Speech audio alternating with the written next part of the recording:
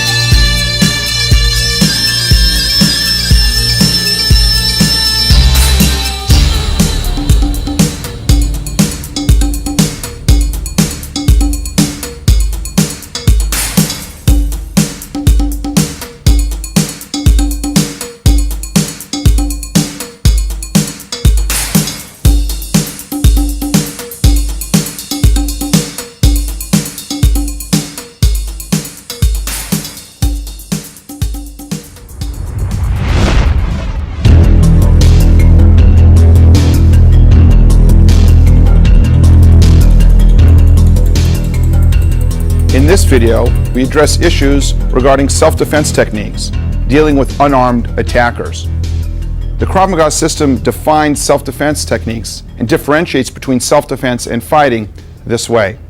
In self-defense techniques, the attacker has committed himself to a particular hold or catch. It could be by grabbing the hair. It could be by choking someone, whether the choke comes from the front, the side, or the rear. It could be by a headlock, a variety of headlocks from different angles. Bear hugs, whether the arms are free or whether the arms are caught inside the hold. It could be someone lifting you and trying to take you from point A to point B. These various attacks, including self-defense techniques that occur when you're down on the ground, comprise the Krav Maga self-defense system. How did this system develop is the important thing. In Israel, the idea was that the Israelis wanted to be able to develop an army that was a powerful fighting unit. They wanted to be able to do this in a relatively short period of time, to give people broad knowledge, to make warriors, to make people that could defend themselves against any possible threat.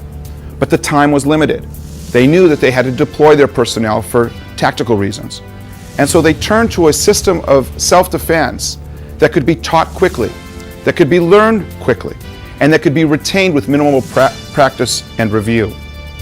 The Krav Maga system was born in the Army based on their needs. And how do we find the responses? How do we build people quickly to deal with problems?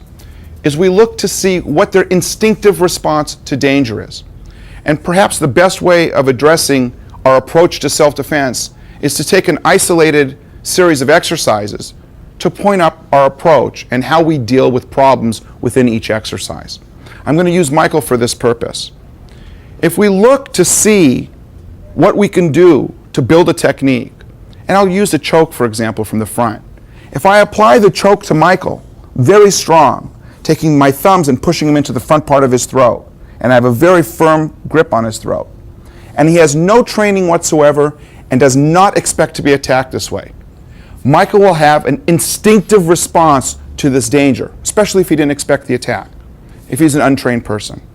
And his instinctive reaction will be similar to going to the threat or going to the danger.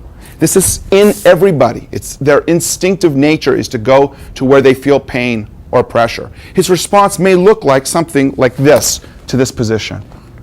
And to build people quickly, we recognize we want the defensive approach, the defensive technique to be patterned after what is in us instinctively. And so what we try to do is build the self-defense technique based on this instinctive reaction, so to speak. Why do we do that? Well, because we end up building what we consider to be a natural response. If it's already in you, it takes less repetition to learn it. Also, if it's already in you, it takes less follow-up training so that it stays with you. And certainly the most important characteristic for us is that under the stress of a real life attack, when someone is trying to break you or hurt you or even kill you, that which is instinctive inside you flies from you. If you learn something that is far away from your instinctive response, most likely you will shut down or freeze in a time of need. So taking this particular example of the choke, what do we do with the instinctive response of going to the hands? We build the self-defense technique after that first movement. So now that I make this attack on Michael, how do we take that pattern of movement and put it into an exercise or a technique? This way. From this position, I'm catching him the same way. From here, Michael makes a movement that has the same initial components as the instinctive response. But we call this a plucking defensive principle, where we are raking or plucking the hands away from the throat. Why? First of all, we look to see in every situation, what is the danger? In this particular circumstance, the danger on Michael's throat were my hands pressing into the throat. We knew that there was an instinctive response to this danger, and we knew, by the way, that we had to deal with the danger first, because permanent damage or injury can be inflicted in mere seconds. So that our approach first is to eliminate the danger using the technique that's closest to our instinct. Michael did that with his plucking response. But that's not good enough for us, because we understand that there can be variations in the attack. For instance, you saw me grab Michael with my arms in a relatively straight position. We build this defensive principle, plucking, based on the idea that it cannot be defeated. The defense itself cannot be defeated by variations in the attack. So you saw me attack Michael with straight arms. We understand that people sometimes will attack us with bent arms. And it would not make sense for us to have one technique for straight arms and one technique for bent arms. Because by the time you figure out as a defender, hey, are the arms straight, are the arms bent, you're thinking too much and you're not reacting. So we pick the principle, this plucking principle, that applies to the most scenarios, the most variations, and we test it. Will this plucking principle work when the arms are bent? From this position, I'm attacking, and from here we see that this plucking principle works when there's a variation in the given attack. But that's not enough for us. We want to see, wait a minute, the attack doesn't always come from the front. Maybe a more clever attacker comes from behind. And now when I'm attacking Michael from this position, the danger is not the thumb, or the thumbs on his throat, but my fingers pressing the front of his throat. And from this position, his instinctive response will be to grab, but the plucking defense comes from that instinctive response. So the exercise works, this plucking principle works from behind. But that isn't good enough. We want to make sure that we have a defense 360 degrees around us, from any angle, from any position. Does this plucking principle work if the attack comes from the side? From this position, I'm grabbing Michael now from this side position, and from here, he's making the same type of plucking principle defense based on what his instinctive response would be. So the defensive maneuver, we take a look and we see what is our instinctive response to the given hold or catch. How do we eliminate it in the shortest, fastest way using a natural reaction, a defense built from a natural reaction. The next issue we want to address in examining the approach to self-defense in the Krav Maga system is the issue of not just dealing with the most immediate danger in a given attack, but dealing with all potential danger.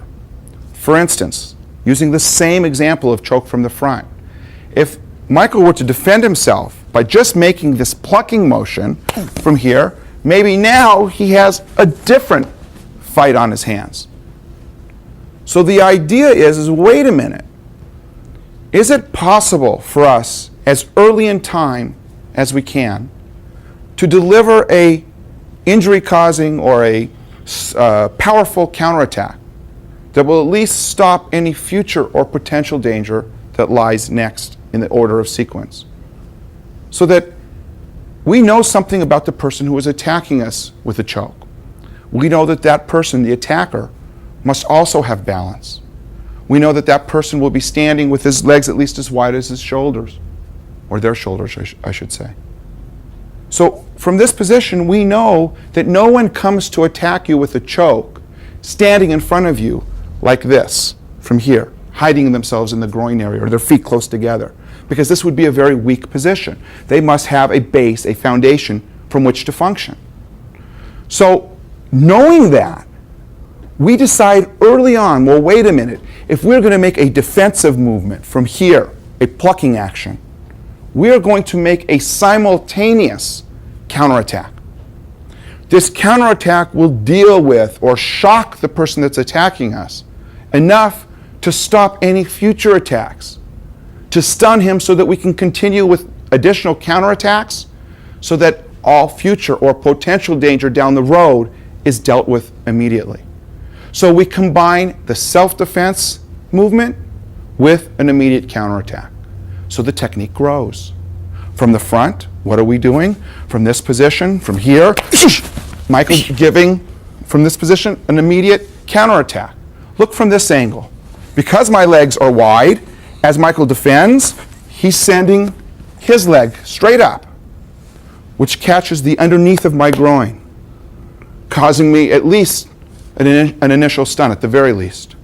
And Michael then can follow up with appropriate counterattacks, take me down, control, or just simply leave the scene. The issue here is eliminating not just the first danger that was around your throat, but the person dealing with the attacker, not the hold that the attacker is making, but dealing with the attacker to enable that person to continue to cause you danger or damage. It is extremely important that our training is realistic. It must be safe on one hand and as realistic on the other hand as possible. It is also true that we must know how to operate from varying states of readiness. For instance, if I'm at a distance from Michael and I want to attack him with a choke, and he sees me, and he's aware of me, and I come at him to choke him, from this position, he should not let me get to him to choke him, despite the fact that he knows a good choke defense. In other words, if you see the attack coming and you are able to be ready for it, just because you know a good choke defense, you don't let someone choke you. We are trained in combatives. We're trained in blocking techniques. If you see a choke that's coming your direction, you move out of the way.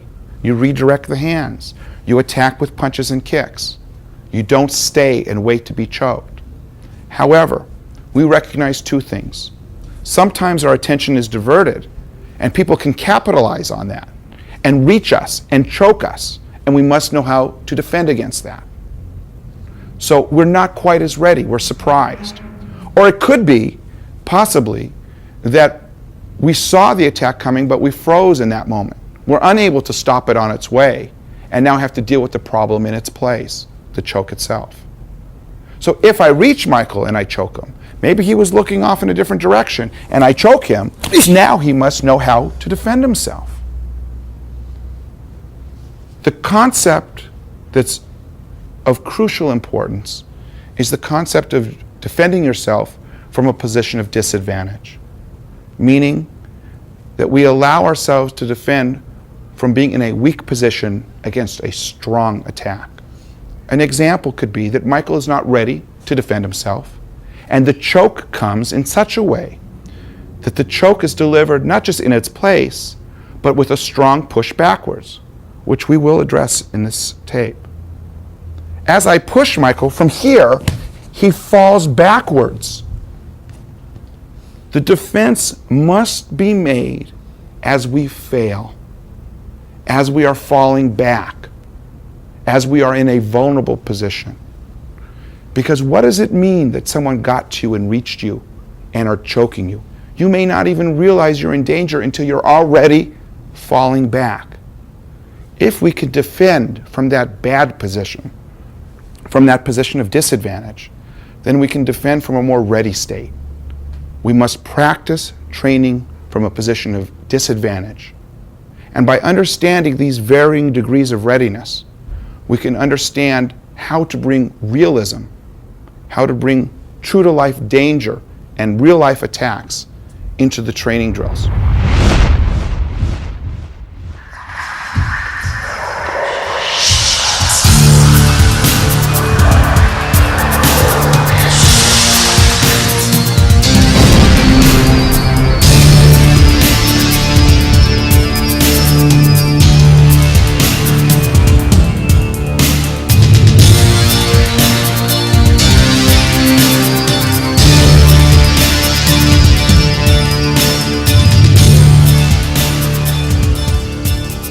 The defensive exercise that we're going to present now deals with an attacker that is going to choke the defender. The choke is delivered in such a way that the defender remains in their place. However, the power of the choke is such that my thumbs, as the attacker, can crush the front of the trachea here. The defense must be swift, it must be effective, and it must be based on instinct so that there is no injury to the front of the throat. The attack looks like this, where my thumbs, again, as I mentioned before, can apply extreme pressure in a very short period of time.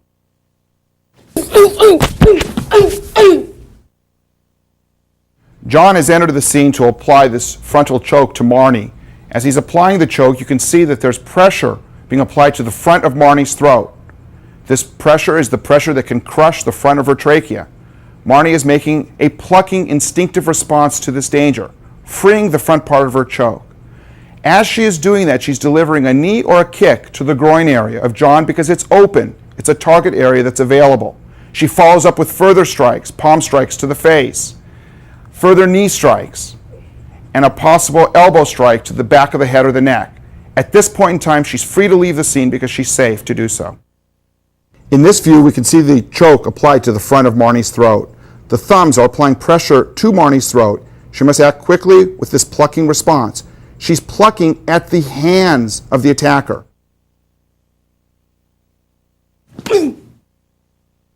This view presents the legs of the attacker, and please note that there are spread, and this is because the attacker must be balanced and strong when they apply the choke to the victim. This allows for Marnie to make the plucking movement for the defense against the choke and deliver a simultaneous attack to the groin area of the attacker. If the attacker is at a distance, the foot or shin area will be striking the groin.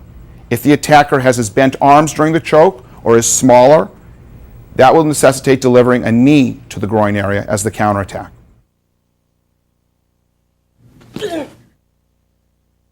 When the attacker is close, the knee will be delivered as the counterattack.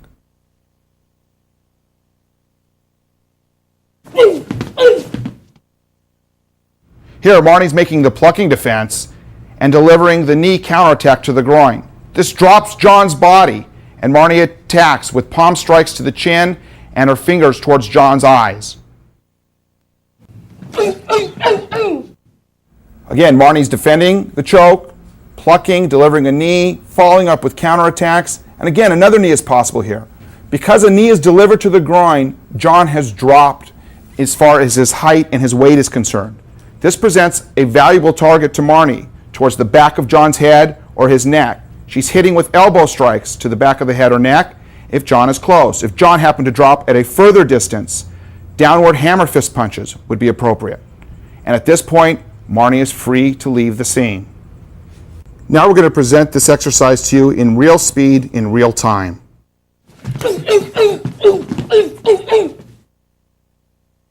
The defense is presented in stages so that you can learn the technique as it's broken down. The pluck is stage 1 and can be repeated over and over again until you learn it. Once you feel comfortable with that, the first counterattack can be delivered simultaneous to the defense. As you see, Marnie is plucking and delivering a sharp knee to the groin area because that's the area we know will be vulnerable in the attacker.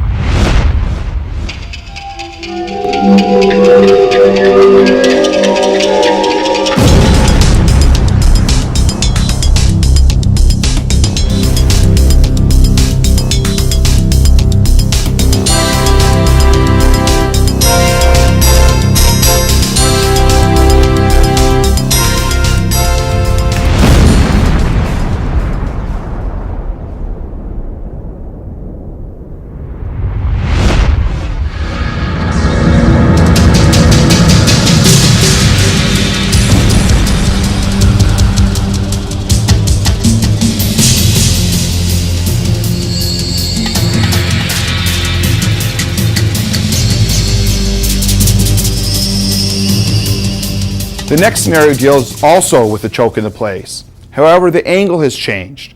In this particular exercise, we're going to deal with an attacker that applies a choke in the place, but the attack comes from behind. From this position, the attack is applied from behind. So therefore, the fingers around the throat are presenting a crushing type power to the front of the trachea. The defense must be made quickly and instinctively. From this scene, you can see the attacker approaching from the rear, applying the choke. The fingers are firmly surrounding the front part of Michael's throat, and the attack is made. Michael is making an instinctive plucking type reaction to the immediate threat, making a diagonally step out and back. The hand that made the pluck on the inside of the attacker's hand is now flying to the groin. Michael's bringing his hand up, applying elbow strikes to the face and throat area.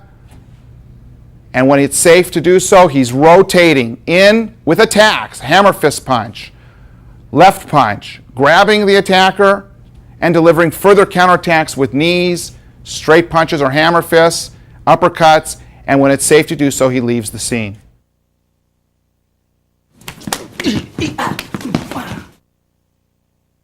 For instructional purposes, we'll break down the exercise. Michael is standing facing the camera. In this case, the attack comes and he's being choked. He'll immediately respond with an instinctive type defense, the plucking defense, to free the choke around his throat. As he is doing that, and as you see him repeat the exercise, he will be stepping out and diagonally back. Of course, this exercise could be performed going to Michael's right. In this case, he simply is demonstrating it going to his left. That's stage one. Again, with a repetition of stage one, Michael is plucking, he stepped diagonally back. Michael's right arm will continue now for stage two, which is a strike to the attacker's groin area. You see that he's using the fingers curling up to go underneath the groin area to cause maximum impact and pain. From this position, the attacker should bend slightly forward as a result of being struck in the groin. Michael is in a position to give an upward elbow strike to the throat or chin area. At this point in time, he can deliver multiple elbow strikes on a horizontal plane. At this position, he'll be ready to turn and continue attacks with a hammer fist and a follow-up punch with the left hand. He will grab the attacker and follow up with appropriate knee strikes and possible hammer fist punch or other punch until it is safe for him to leave the scene. In this scene, the exercise is reviewed from the back of Michael. You'll see the attack is being applied. Michael is making a plucking instinctive type of defense while stepping diagonally back into the outside. The inside hand continues to the groin, the fingertips up and underneath the groin. Michael pulls his hand back and delivers elbow strikes to the throat or chin. Michael will then be able to turn and face his attacker, delivering hammer fist punch and other follow-up punches, grabbing the attacker, delivering knee strikes, and further counterattacks as necessary.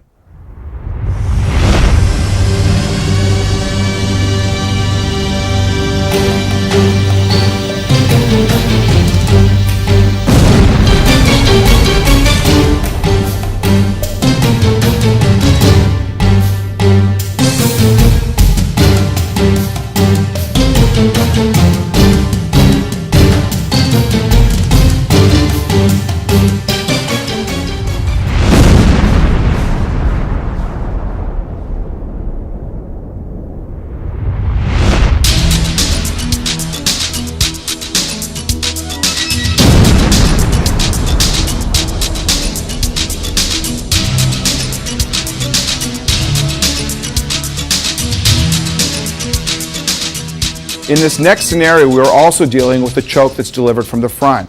The attacker is applying a very strong choke to the front of the throat. But unlike the other exercise that we've presented, this exercise relies less on instinct, but provides for a stronger defense. In this position, I'm attacking Marnie, again from the front. My hands are firmly around her throat, and my thumbs are pressing on the trachea. Marnie's going to make a rotational defense, causing a lock on my wrist. She's going to clear the hands and follow up with counterattacks.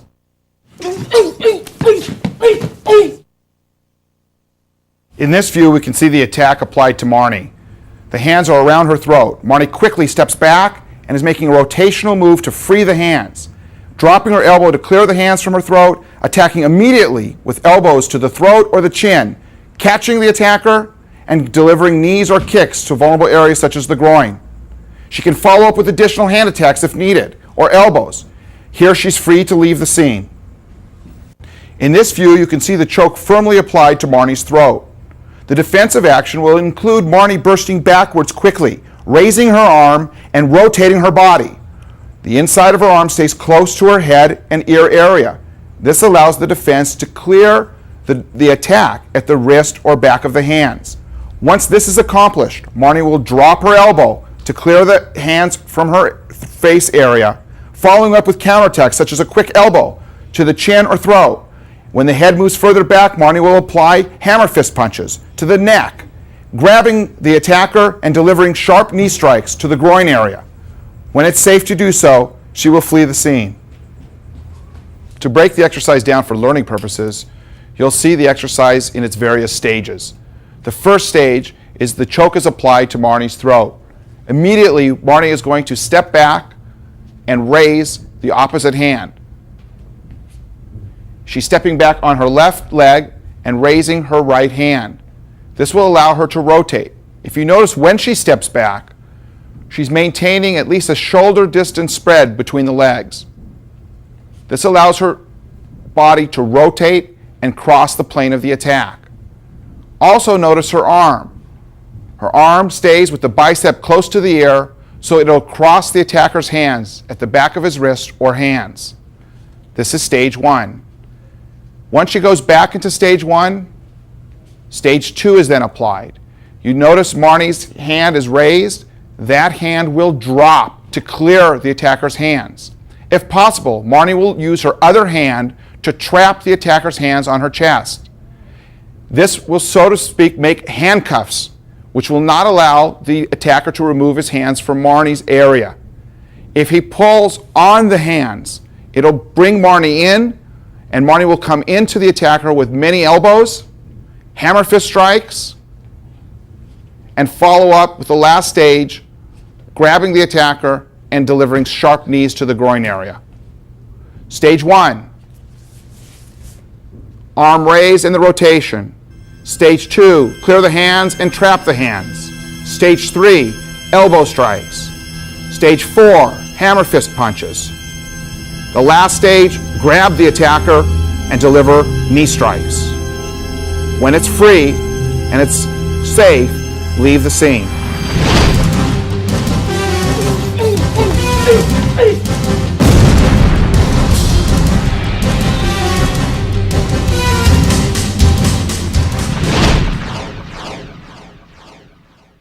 In this next scene, we see the rotational defense against a choke applied in a different context. Chokes do not always occur while you're standing in your place. The choker can be pushing you backwards, and if this occurs, your weight will be back, our arms up from having fallen backwards, and in a position unable to make a plucking type of defense. Our choice is to make the rotational defense. The rotational defense will clear the hands from the throat without a plucking motion. The hands are then cleared, counterattacks can follow, and then once it's safe to do so, the defender can leave the scene.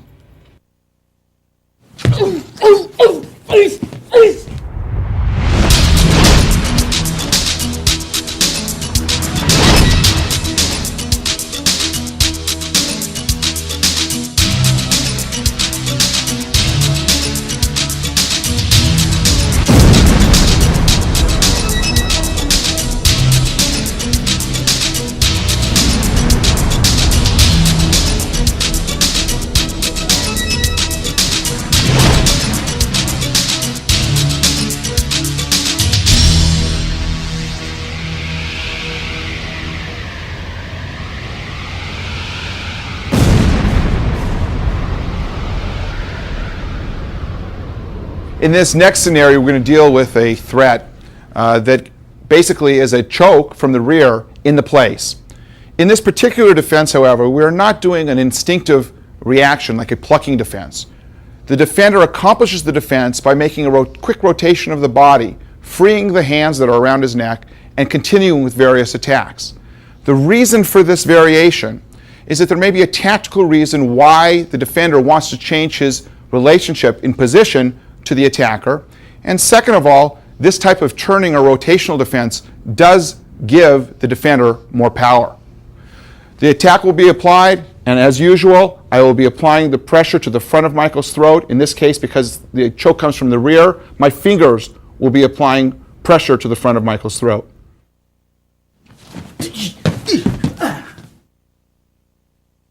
In examining this exercise, you'll note that once the attack is made, Michael will be stepping forward, and as he steps forward, his hand comes up, staying close to his ear.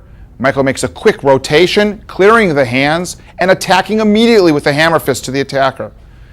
He comes back and counterattacks with an overhand right punch, and now is in a position to grab the attacker and offer various knee strikes and any further hand strikes as needed. As the choke is applied to Michael, his first reaction will be to raise his arm and step. Note how close his arm is to his face. As he turns, the attacker's hands will be moved from his throat and neck area. Michael then can follow up with an immediate hammer fist down on the attacker and an overhand right, changing his position slightly, his weight in the counterattacks.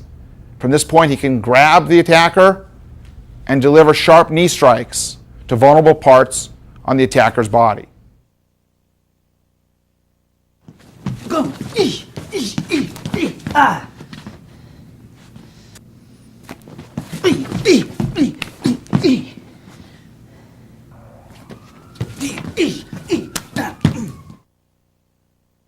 Here, Rex, the attacker, applies the choke to Michael's throat.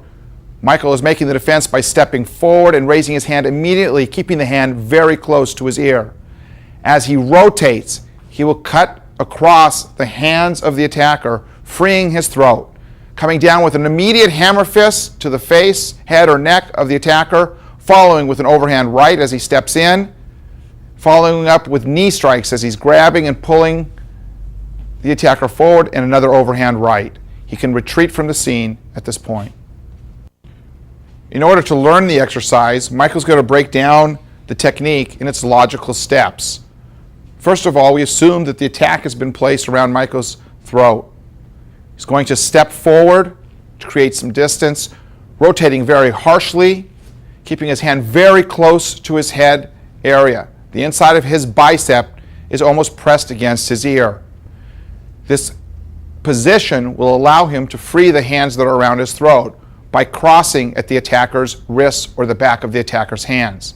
Michael is already in a position with his raised hand to deliver a downward hammer fist blow, stepping and giving an overhand right punch, stepping in further to deliver a series of sharp knee blows to vulnerable targets on the attacker's body. If further counterattacks are needed, he's in a position to do so. And when it's necessary or when it's appropriate, Michael can retreat from the scene.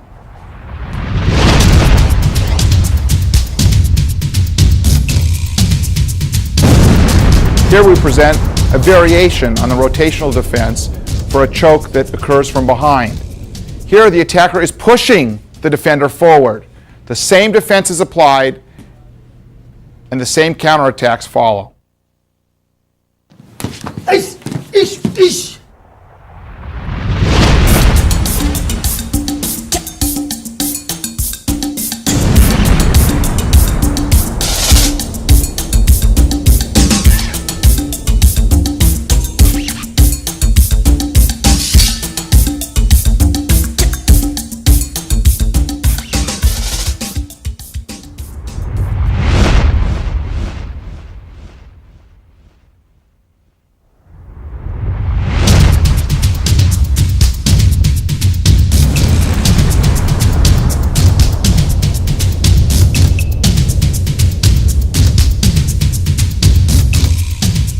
In our system of self-defense, we want to be complete in that we want to be able to deal with threats from any possible angle.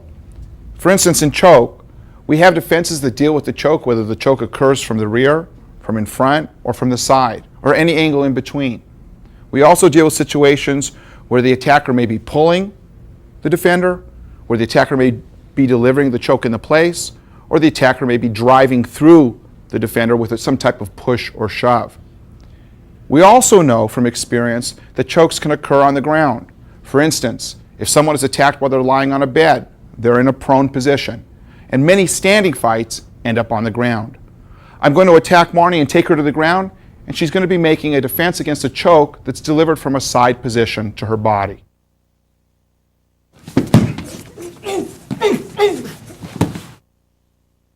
Here, Willie, as the attacker, has Marnie on her back and has his hands firmly around her throat. Marnie's first defensive position or movement will be to pluck with her outside hand against Willie's right hand, freeing that part of her throat. She will at the exact same time deliver a strike to the throat area, which is sensitive, causing Willie to back up. At that point, her inside leg, in a folded position, comes up and the knee is placed in the center of Willie's chest, pushing him back, which creates enough room for Marnie's outside leg to deliver counterattacks, kicks, pushing him away. Marnie can get up and apply further kicks and then leave the scene when it's safe. For learning purposes, we'll break down the exercise into its logical stages. The attack is made. Willie's weight is on the throat of the defender. The defender, Marnie, will simultaneously pluck with her outside hand, freeing part of the throat, and with her inside hand, deliver a strike to the throat of Willie just above the collarbone. This area is a sensitive area. There's almost like a hole there that receives the strike Marnie is giving. The natural reaction is for Willie to retreat. This calls for stage 2. In stage 2, the knee comes shooting up and creates a distance for Marnie, pushing Willie back and not allowing Willie to collapse on her. This pushing back immediately allows the leg to come up for stage 3, which is a solid kick to the face. As many times as is necessary, with the last kick, pushing him away, Marnie rises quickly and is able to kick further if necessary or retreat.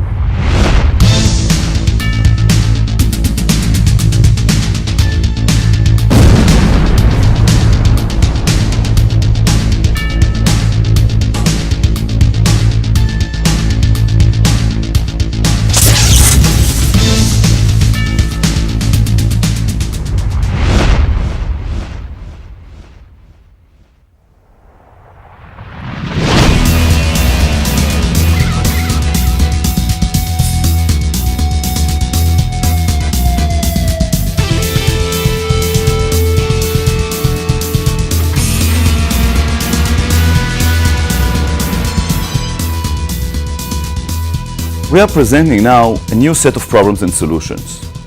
It is the defenses against headlocks. The headlock can be either a choke or just a strong pressure to the neck. The first one that we will deal with is headlock from the side. The attacker is approaching you from behind or from the side. He is grabbing your neck area this way.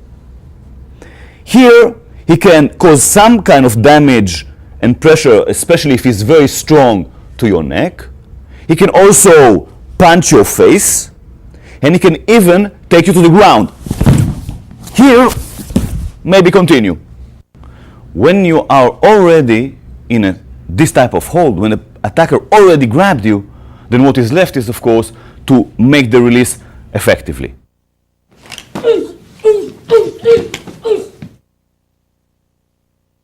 As early as possible, strike with the open hand to its groin. With the other hand, simultaneously, you reach between your heads and grab a sensitive and vulnerable point. You then push this point diagonally upwards and then sharply down, placing the attacker in a vulnerable position. As needed, counterattack more with a punch. When the opponent is going down, strike him again. And then, as needed, counterattack again and remove yourself from the danger zone.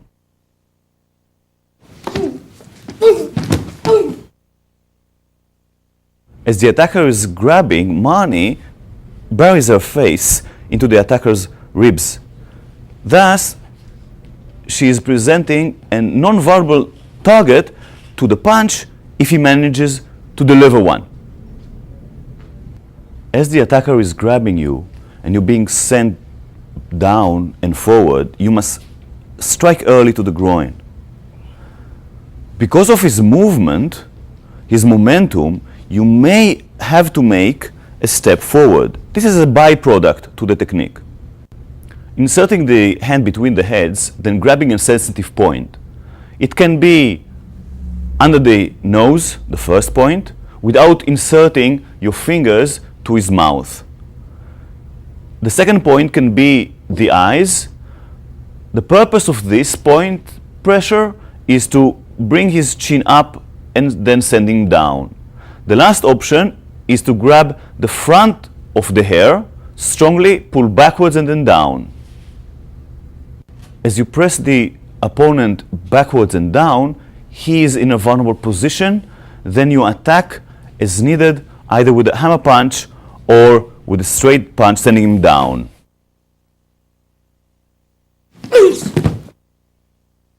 And now for our learning stages.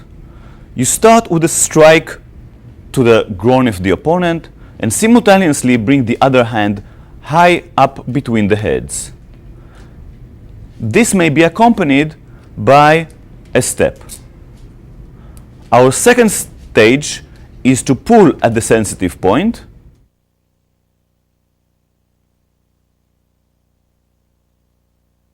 And then we finish with counter-attacking.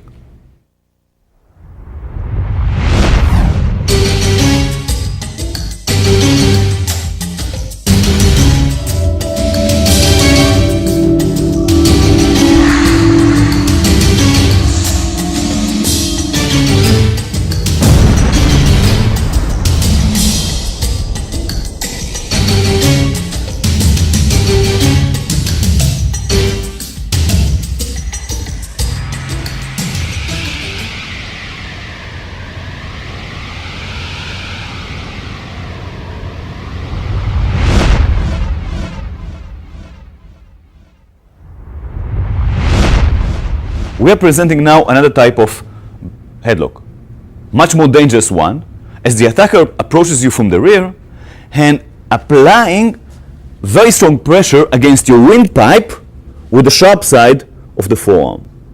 When he's doing this, he's preventing you from breathing and definitely can cause strong and big damage to your windpipe. David will present a quick and fast release and counter-attacking against this type of grab.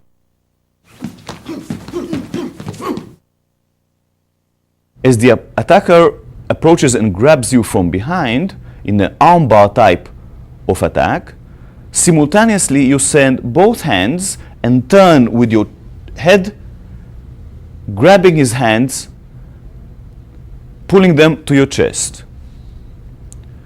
You're twisting strongly. Now you take your head out from the grab, step out, and counter-attack first the groin, and then other attacks as needed.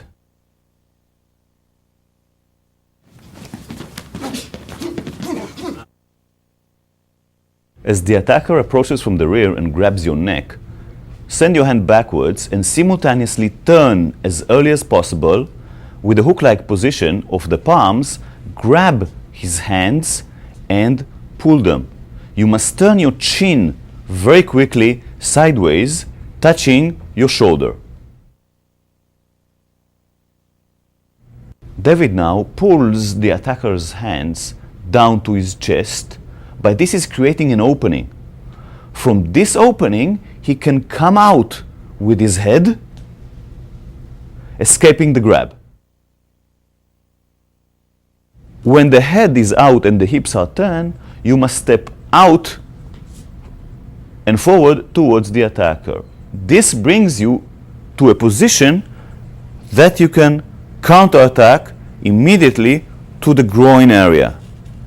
Then you continue with other counter-attacks as needed and move from the danger zone.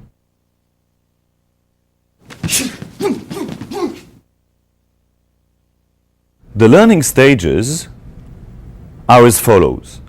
First, we must prepare ourselves to be able to make the plucking technique very strongly.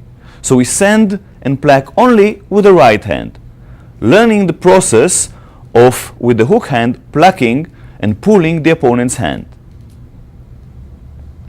Then we do it with two hands.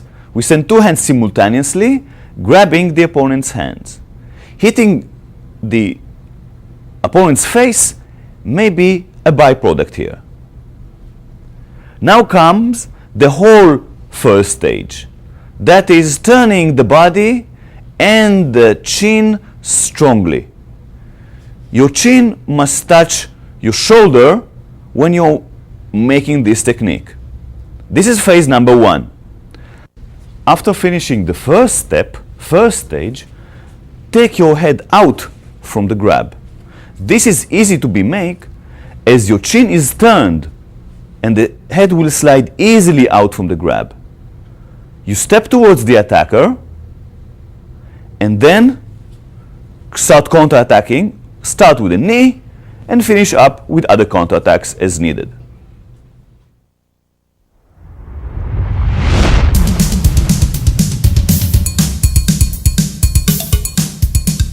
It may happen that against a very strong attacker you will not be able to take your head out. But where are we now? We are in a position like headlock from the side. So what is left is to make a release like we've learned before.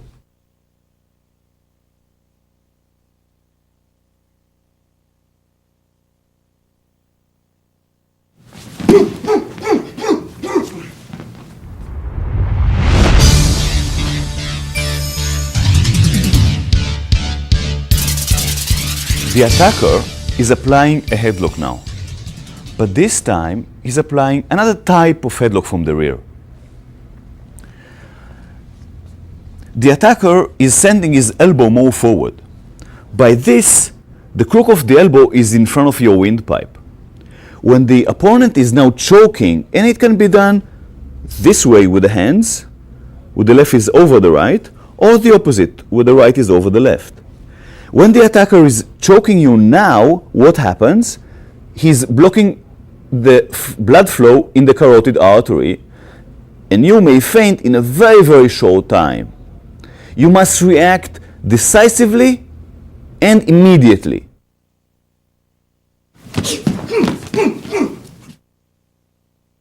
As the attacker attacks, send your hands backwards, and only one hand, one palm can grab with the hook-like the area of his hands. The other hand must join as early as possible, pulling at the forearm. You cannot turn early. You can turn only after you start pulling and removing the forearm from your neck.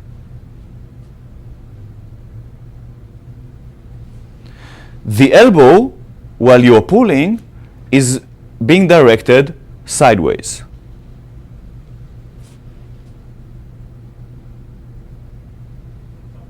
Pull while the elbow is sideways. Now we continue exactly as before in the previous exercise. We get out, counterattack, and move away.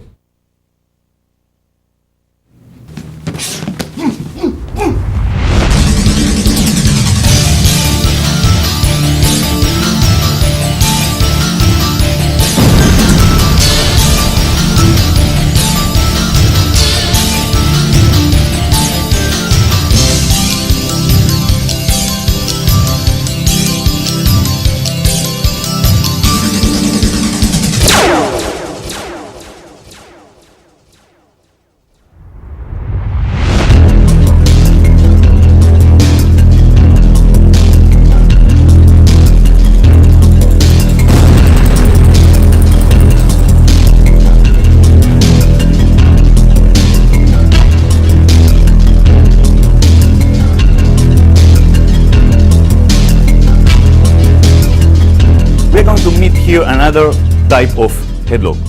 It is really with the same type of pressure being applied on the trachea and to the neck. But this time the defender is bent and the attacker is over him, above him. Please, David. In this position, my forearm is pressing very strongly at his trachea. When I'm arching back, the pressure is being increased and to his neck applied also. David has to respond very quickly with relieving of the pressure and counterattacks and get out from this problem.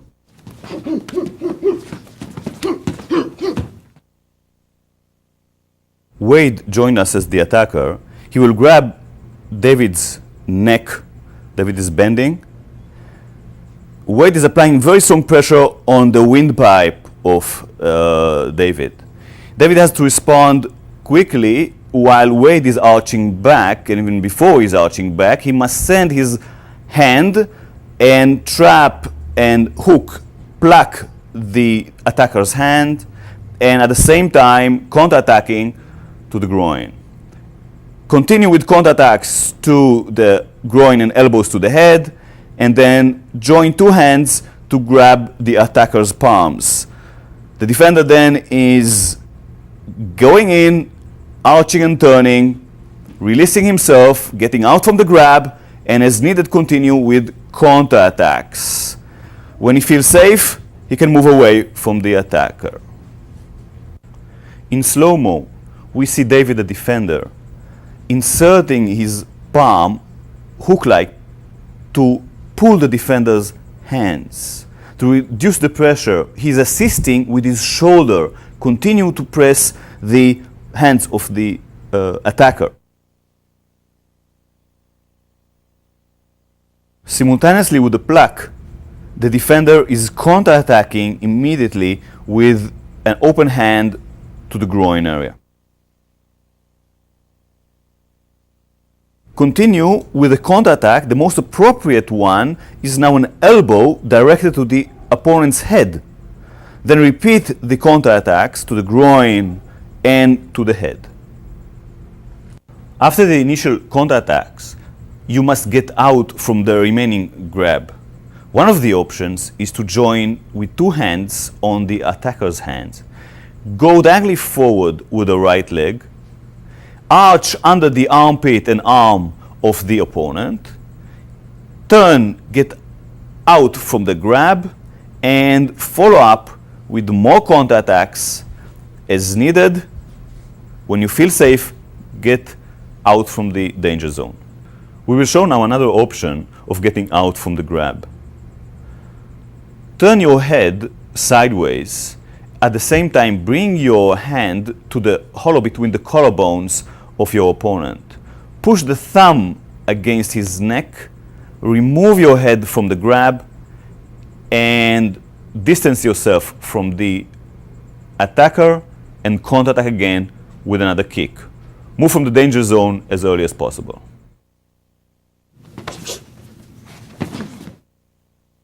For learning purposes, we will show now the stages of the technique.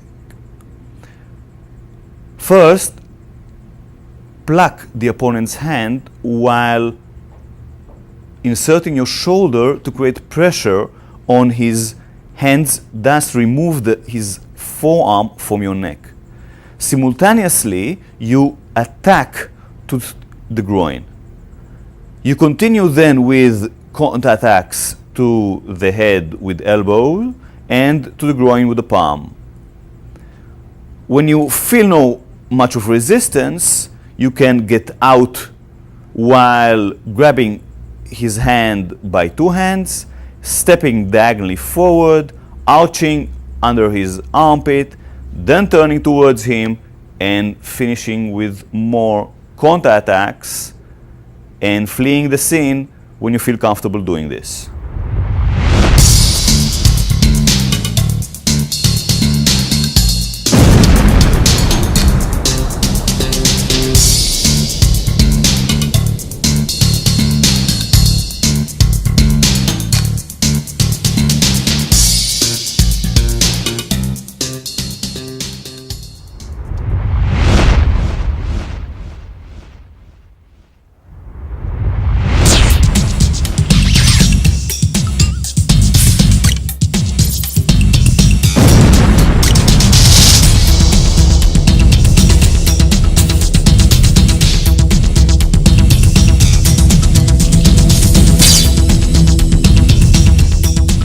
We are presenting you now with a new set of problems and solutions. This time, the problem is a bear hug. With the bear hug, the opponent can inflict some kind of damage to you. he can also move you around.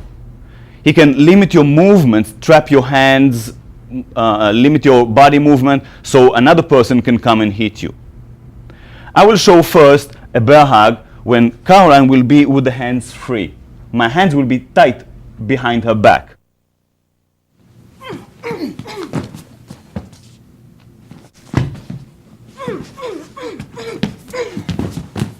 As early as possible, Caroline will bring her hands to the attacker's face and push her thumbs to his eyes.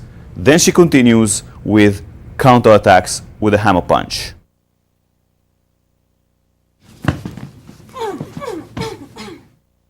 Caroline finishes with an elbow strike to the head and a knee kick to the face. And now for our learning stages. The first stage is creating distance, leaning backwards and bringing the palms to the sides of the face of the opponent. This is done, and then the next stage will be to push strongly with the thumbs against his eyes. After fulfilling this stage, the defender should counterattack starting with hammer punches, and then finishing as needed, for example, elbow strikes and knee kicks.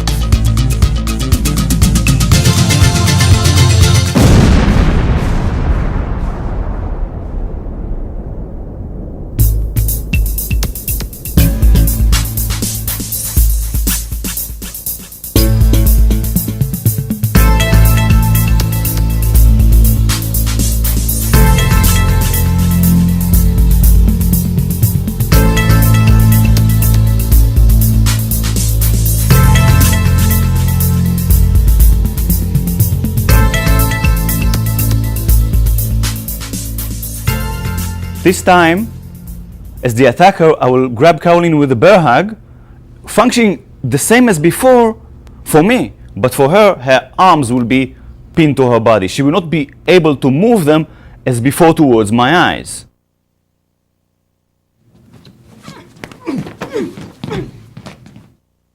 As Caroline finds herself in a bear hug, her hands are pinned to her body. She pushes her buttocks backwards, sliding her palms parallel to her body, and then pushes like an arrow forward, and then curling the fingers, hitting the opponent's groin. From here, she moves to his shoulder blades, grabbing him and giving him knee kicks to the groin. She then finishes with taking her elbow out from the grab and using it to strike.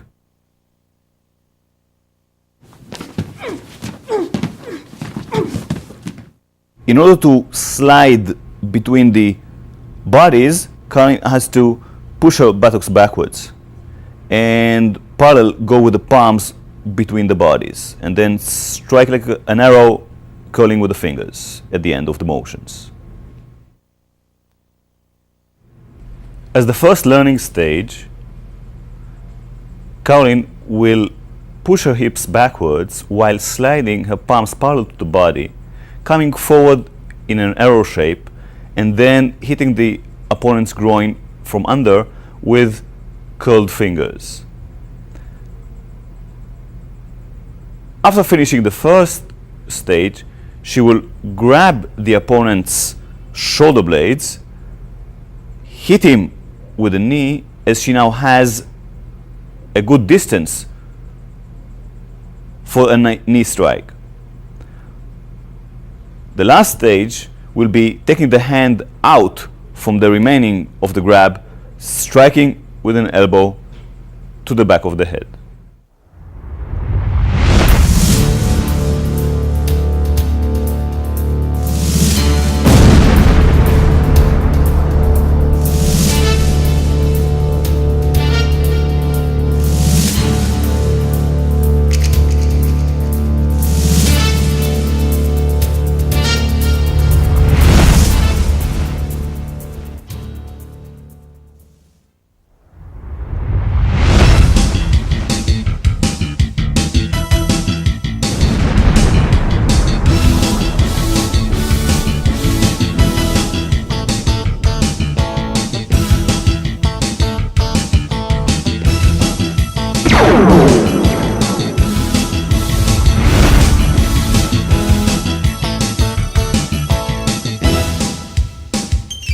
Next, we'll be confronting a new set of problems. These are the hair pulls.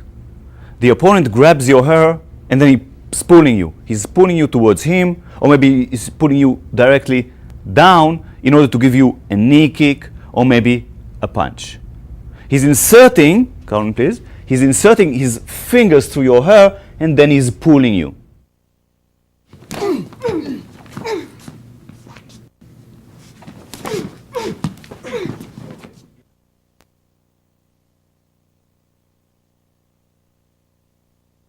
As you're being pulled forward and down, you must initiate a strong step, bursting forward. As you do this, you block the opponent's attack, whether is it a knee kick or a hand strike. Simultaneously, you strike to the groin. After that, as a second step, you strike to the opponent's head, face with the heel of the hand, and finish with a kick.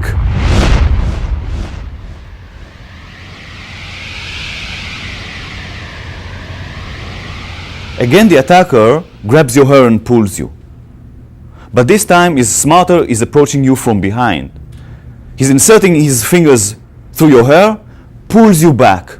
What you have to do is to deal with him and the other problems that he's presenting. Thus, you have to turn as early as possible.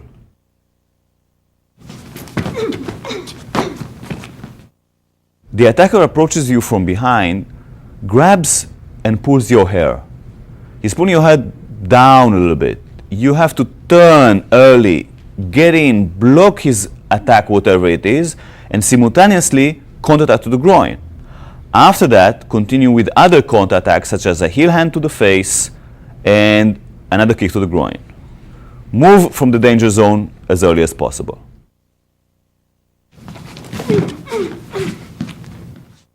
And for our learning stages, start by leaning backwards and then turning, blocking as early as possible with the forearm and counter-attacking. Feel as if you are being pulled and turn and send the hand to block whatever attack is being sent towards you. After you finish your first stage of moving in and counter-attacking, continue with other appropriate counterattacks.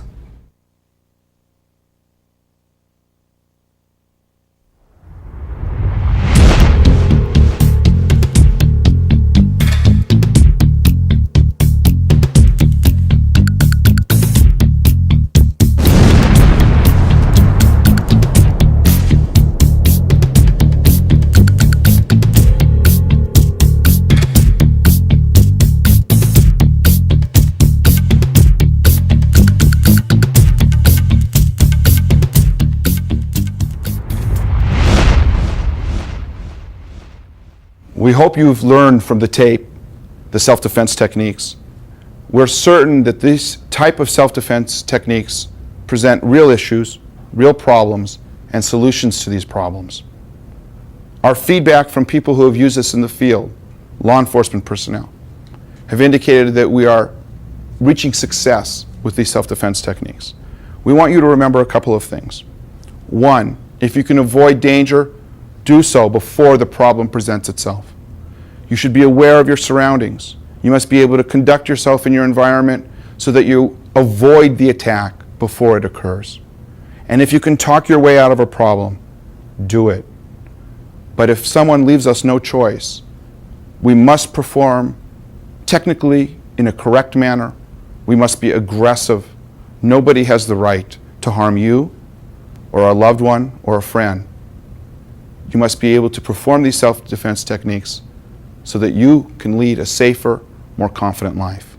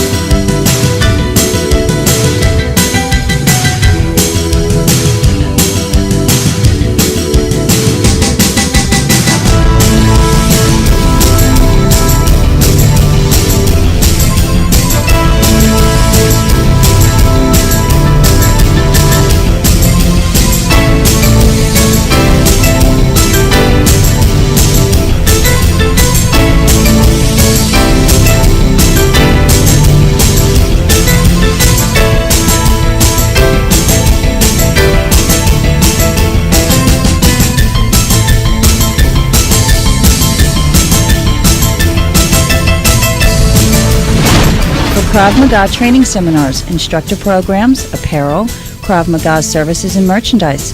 Visit our website at www.kravmaga.com.